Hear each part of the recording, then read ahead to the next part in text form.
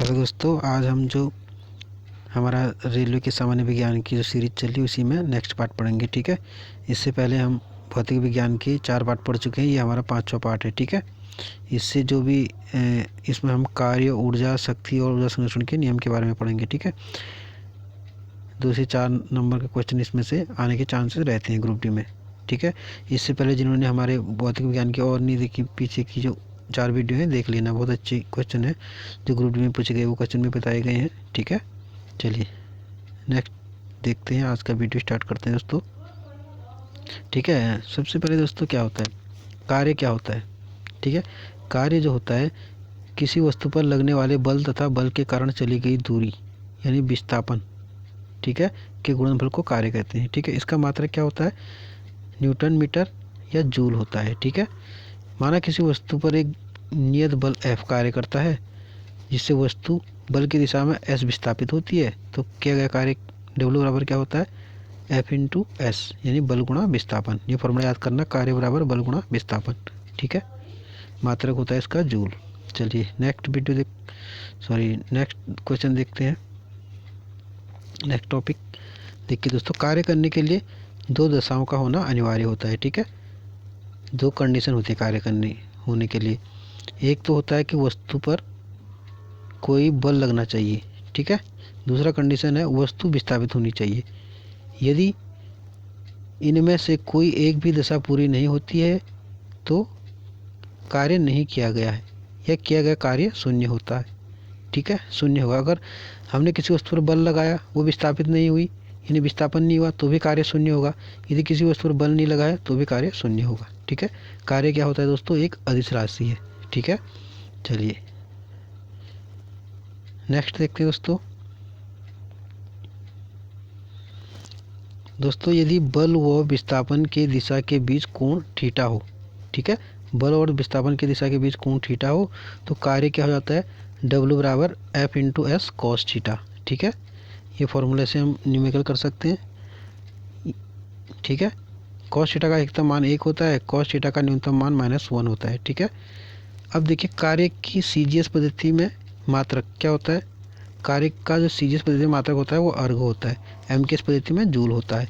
तो 1 जूल बराबर होता है 10⁻7 अर्घ। ठीक है दोस्तों, 1 किलो जूल 1 kg बराबर जो होता है वो होता है 1000 जूल। ठीक है, चलिए नेक्स्ट देखते हैं। नेक्स्ट टॉपिक हमारा दोस्तों एक न्यूमेरिकल देख लेते हैं यहाँ पे। ठीक है, किसी वस्तु पर 5 न्यूटन का बल लग रहा है, बल की दिशा में वस्तु 3 मीटर विस्थापित होती है, किया गया कार्य बताइए।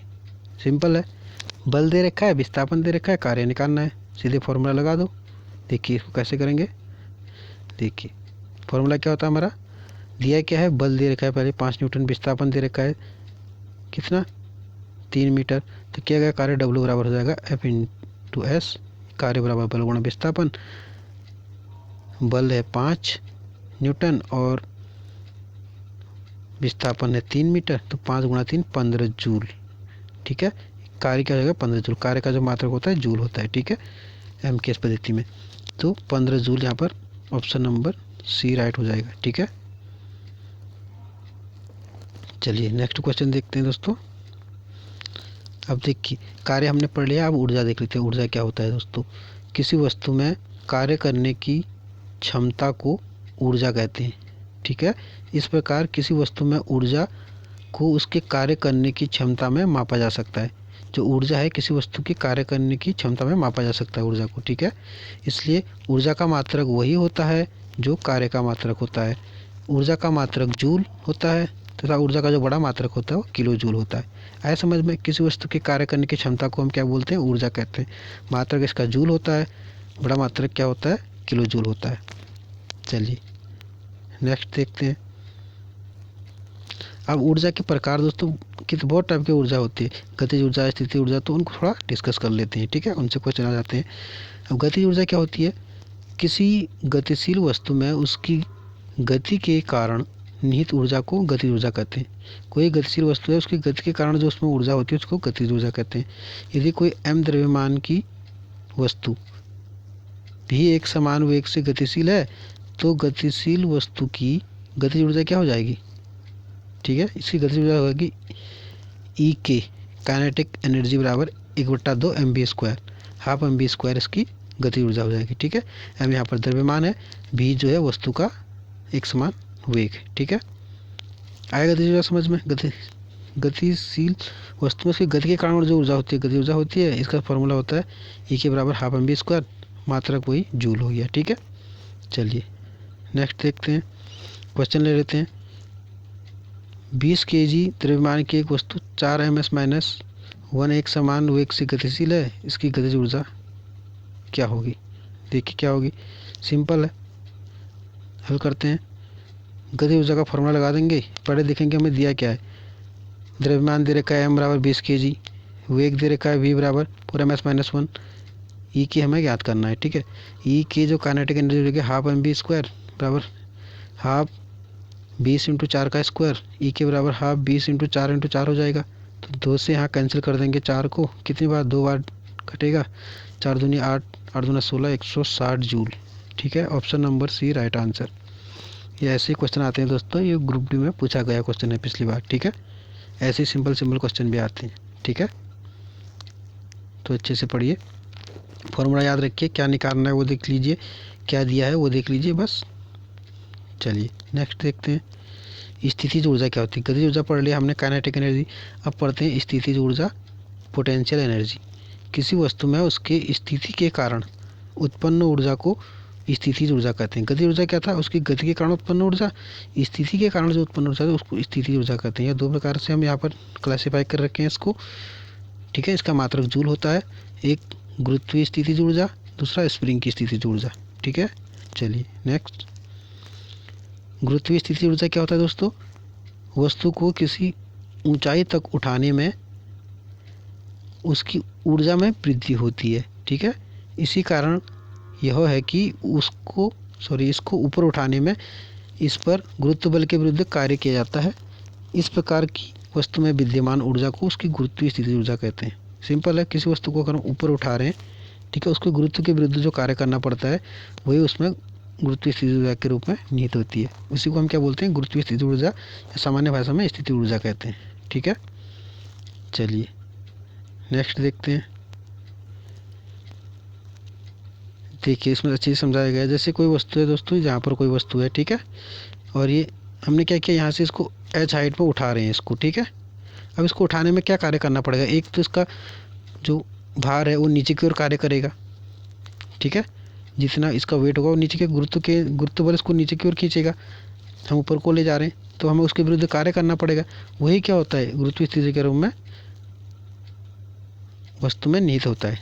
देखिए माना m द्रव्यमान की एक वस्तु जो है h हाइट, ये है h हाइट तक उठाया जाता है, तब वस्तु पर गुरुत्वीय बल के विरुद्ध किया गया कार्य W बराबर mgh होगा, ठीक है। कार्य क्या हो जाएगा, W बराबर mgh, बल गुणा विस्थापन। बल कितना हो जाएगा, भार उसके बराबर mgi, और h विस्थापन जो हो जाएगा ऊंचाई के बराबर, हाइट हो जाएगी, तो W बराबर mgh हो जाएगा। h ऊंचाई पर स्थित वस्तु mgh के बराबर ऊर्जा उपार्जित करेगी। यह वस्तु की स्थितिज ऊर्जा EP है। स्थितिज ऊर्जा या गुरुत्वीय स्थितिज ऊर्जा EP बराबर जो होती है, पोटेंशियल एनर्जी बराबर होती है mgh, ठीक है।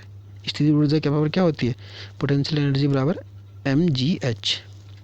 ये किसके बराबर होती है, वस्तु को ऊपर उठाने में कि जो गुरुत्व बल के विरुद्ध जो कार्य करना पड़ता है उसके बराबर होती है, ठीक है। फॉर्मूला याद रख लीजिए, गुरुत्वीय ऊर्जा EP बराबर mgh, ठीक है। चलिए नेक्स्ट देखते हैं, ऊर्जा संरक्षण का नियम। ऊर्जा संरक्षण का नियम क्या कहता है दोस्तों, इस नियम के अनुसार ऊर्जा न तो उत्पन्न की जा सकती है और न ही नष्ट की जा सकती है। ऊर्जा केवल एक रूप से दूसरे रूप में परिवर्तित की जा सकती है, अर्थात ऊर्जा रूपांतरण की अवस्था में निकाय की कुल ऊर्जा अपवर्तित रहती है, ठीक है। आया समझ में, ऊर्जा को न उत्पन्न किया जा सकता है न नष्ट किया जा सकता है, एक रूप से दूसरे रूप में परिवर्तित किया जा सकता है, ठीक है। और किसी निकाय में ऊर्जा, अगर कोई मतलब ऊर्जा रूपांतरण की अवस्था में क्या होता है, कोई भी निकाय है उसकी कुल जो ऊर्जा होगी, कुल ऊर्जा मतलब स्थितिज ऊर्जा प्लस गतिज ऊर्जा, वो क्या होगी, अपवर्तित होगी, अचर होगी या स्थिर होगी, ठीक है। तो mgh प्लस हाफ mv² बराबर अचर, ये क्या है, ऊर्जा संरक्षण का नियम है। चलिए नेक्स्ट, यांत्रिक ऊर्जा। दोस्तों इससे पिछली बार ग्रुप डी में बहुत बार क्वेश्चन पूछे गए थे, बहुत ज़्यादा सीधे पूछ दिया गया था कि यांत्रिक ऊर्जा बराबर कितना होता है, और इससे न्यूमेरिकल भी पूछा गया था। तो देख लेते हैं, किसी वस्तु की गतिज ऊर्जा तथा स्थितिज ऊर्जा का योग उस वस्तु की कुल यांत्रिक ऊर्जा कहलाती है। यांत्रिक ऊर्जा बराबर होता है गतिज ऊर्जा प्लस स्थितिज ऊर्जा। ठीक है, यांत्रिक ऊर्जा बराबर क्या होता है, गतिज ऊर्जा प्लस स्थितिज ऊर्जा। चलिए नेक्स्ट, शक्ति क्या होता है दोस्तों, पावर। किसी वस्तु की कार्य करने की दर या ऊर्जा रूपांतरण की दर को शक्ति कहते हैं। इससे पहले हमने क्या पढ़ा था, किसी वस्तु की कार्य करने की क्षमता को क्या बोलते हैं, ऊर्जा बोलते हैं। किसी वस्तु के कार्य करने की दर को शक्ति बोलते हैं। ठीक है, शक्ति का मात्रक क्या होता है, वाट होता है। यदि कोई व्यक्ति टी समय में डब्ल्यू कार्य करता है तो शक्ति पी बराबर क्या हो जाएगा, कार्य बट्टे समय, कार्य करने की दर। ठीक है, या पी बराबर डब्ल्यू अपॉन टी। ठीक है, 1 किलोवाट बराबर कितना होता है, 1000 वाट होता है। 1 के डब्ल्यू बराबर 1000 डब्ल्यू, यानी 1 किलोवाट बराबर 1000 वाट होता है। ठीक है, कार्य समझ में आता है। आ गया, कार्य का मात्रक वाट होता है। ठीक है, कार्य सॉरी कार्य का मात्रक नहीं, मैं क्या बोल रहा हूँ, शक्ति का मात्रक। शक्ति समझ में आ गया आपको, शक्ति का मात्रक क्या होता है, वाट होता है। ठीक है, और शक्ति बराबर जो होता है कार्य बट्टे समय होता है। ठीक है, पी बराबर डब्ल्यू अपॉन टी, थोड़ा मिस्टेक हो गया, सॉरी। ठीक है, और जो 1 किलो वाट बराबर होता है 1000 वाट, 1 की डब्ल्यू बराबर 1000 डब्ल्यू। ठीक है, 1000 वाट मतलब। चलिए नेक्स्ट देखते हैं, शक्ति समझ में आ गया। अब देखते हैं एक यूनिट। एक यूनिट बराबर, या इसको बोलते हैं एक इकाई, ये बराबर कितना होता है, 1 किलोवाट घंटा। 1 किलोवाट आवर को ही 1 यूनिट कहा जाता है। तो 1 किलोवाट घंटा बराबर 1 किलोवाट गुणा 1 घंटा। अब 1 किलोवाट में कितना वाट होते हैं, 1 किलोवाट में 1000 वाट होते हैं। और 1 घंटे में कितना सेकंड होता है, 3600 सेकंड होते हैं। तो 1 किलोवाट इंटू 1 घंटा बराबर 1000 वाट गुणा 3600 सेकंड, क्योंकि 1 घंटे में 60 मिनट, 60 मिनट में 1 मिनट में 60 सेकंड, तो 3600 सेकंड हो गए। तो जो 1 किलोवाट यहाँ से आ गया, 1 किलोवाट घंटा बराबर होता है 3.6 गुणा 10⁶ जूल। ठीक है, ये क्वेश्चन डायरेक्टली भी पूछा जाता है, इससे न्यूमेरिकल भी बनते हैं। तो इसलिए याद रखना, 1 यूनिट बराबर या 1 इकाई बराबर 1 किलोवाट घंटा बराबर 3.6 गुणा 10⁶ जूल। ठीक है, चलिए नेक्स्ट देखते हैं। नेक्स्ट है दोस्तों स्प्रिंग की स्थितिज ऊर्जा। अब हमने वहाँ पढ़ा था स्थितिज ऊर्जा के दो रूप, एक तो गुरुत्वीय स्थितिज ऊर्जा पढ़ा था, वो वहाँ पढ़ लिया था। अब यहाँ पढ़ेंगे स्प्रिंग की स्थितिज ऊर्जा। दोस्तों क्या है, देखो जैसे कोई स्प्रिंग होता है ना, देखिए स्प्रिंग है, ये पहले स्टार्टिंग में है। अब मान लो इसमें हमने F बल लगाया तो यहाँ खींच गया है, कितना, x दूरी तक खींचा है। ठीक है, ये क्या हो गया, इसका स्प्रिंग का एक हिसाब से विस्थापन हो गया, हमने खींच दिया ना इसको, विस्थापन x हो गया। स्प्रिंग को जब बढ़ा रहे हैं या घटा रहे हैं, वही इसका क्या होता है, x बराबर दूरी होगा। तो जो बल हम लगा रहे हैं वो डायरेक्टली प्रोपोर्शनल होता है x के। ठीक है, तो F बराबर यहाँ से kx आ गया, जहाँ k एक स्प्रिंग नियतांक है, k का मात्रक हो गया यहाँ से न्यूटन पर मीटर। ठीक है, और जो स्प्रिंग की स्थितिज ऊर्जा होती है EP बराबर होती है पोटेंशियल एनर्जी ऑफ स्प्रिंग, या स्प्रिंग की स्थितिज ऊर्जा जो हमें का होती है, होते 1/2 kx², जहाँ k स्प्रिंग नियतांक है, x जो विस्थापन है। ठीक है, क्लियर हो गया, इससे न्यूमेरिकल बन सकता है, इसलिए मैंने बता दिया। ठीक है, तो दोस्तों हमारी वीडियो आज की यहीं पर समाप्त होगी। थोड़ा तेज़ बोला है मैंने इसमें, सॉरी, क्योंकि टाइम थोड़ा कम था मेरे पास अभी। ठीक है, तो आप अच्छे से पढ़िए। अगर वीडियो अच्छी लग रही है तो चैनल को सब्सक्राइब करिए दोस्तों, नया चैनल है, सपोर्ट करिए और पढ़ाई करते रहा करिए। ठीक है, चलिए मिलते हैं नेक्स्ट वीडियो में, अपना ख्याल रखिए।